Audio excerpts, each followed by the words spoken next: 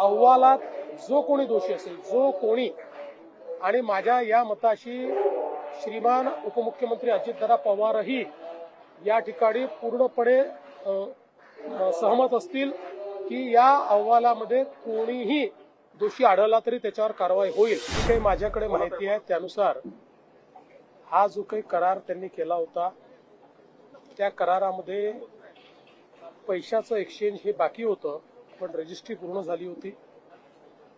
त्यांनी दोन्ही पक्षांनी ही रजिस्ट्री रद्द करावी अशा प्रकारचा अर्ज केलेला आहे। त्या अर्जाच्या अनुषंगाने त्यांना जे पैसे भरावे लागतात, कारण रजिस्ट्री रद्द करायची असेल तरी पैसे भरावे लागतात, त्यामुळे त्या संदर्भातली नोटीस त्यांना इश्यू झालेली आहे। त्यामुळे पुढची कारवाई जी काही ती होईल।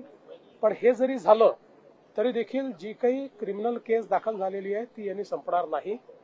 त्या संदर्भातल्या ज्या काही अनियमितता आहेत त्याला जो कोणी जबाबदार असेल त्याच्यावर पुढची कारवाई होईल। यासोबत एक पॅरलल इन्क्वायरी जी चाललेली आहे एसीएसच्या अंतर्गत एक कमिटी आम्ही केलेली आहे, त्याच्याही अंतर्गत सगळी चौकशी करून 1 महिन्यामध्ये त्याचा अहवाल आम्ही घेऊ। त्याच्यामध्ये याची किती व्याप्ती आहे, अजून कोण कोण याच्यामध्ये आहेत या संदर्भातली सगळी माहिती मिळेल आणि मग त्यानुसारच पुढची कारवाई ही केली जाईल।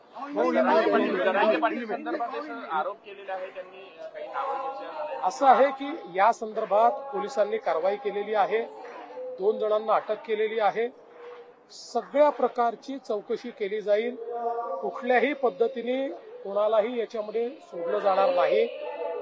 हे जी काही संपूर्ण घटनाक्रम समोर येतोय याच्या तळाशी जाण्याचा प्रयत्न हा पोलीस करत आहेत। सगळी माहिती बाहेर आल्यानंतरच या संदर्भात अधिकारिक बोलणं योग्य ठरेल। अभय दिलं असं म्हणतात आणि बाकीच्यांवर गुन्हे दाखल केल्याच्या विरोधात आरोप, ज्यांना एफआयआर काय असतो हे समजत नाही असेच लोक अशा प्रकारचा आरोप करू शकतात। एफआयआर दाखल करत असताना ज्या एक्सप्रेस्ड पार्टीज असतात त्यांच्यावर एफआयआर दाखल होतो। यामध्ये ती जी कंपनी आहे त्या कंपनीचे जे ऑथराइज सिग्नेटरी आहेत त्या सिग्नेटरीवरच एफआयआर दाखल होतो। तो एफआयआर दाखल झाला आहे, पण हे आपण लक्षात घेतलं पाहिजे की ज्यावेळेस एखादा एफआयआर होतो याच्यामध्ये ज्यांनी साईन केली ते, ज्यांनी विक्री केली ते, ज्यांनी त्या संदर्भात चुकीचं रजिस्ट्रेशन केलं ते, ज्यांनी फेरफार केला ते, अशा सगळ्यांवर हा एफआयआर दाखल झालेला आहे। याच्या चौकशीच्या दरम्यान अजून जर कोणाची नावं आली, कोणाचा संबंध आला तर त्यांच्यावरही कारवाई होत असते। पण आता जो एफआयआर केलेला आहे त्याच्यामध्ये कोणालाही डावललेलं नाही।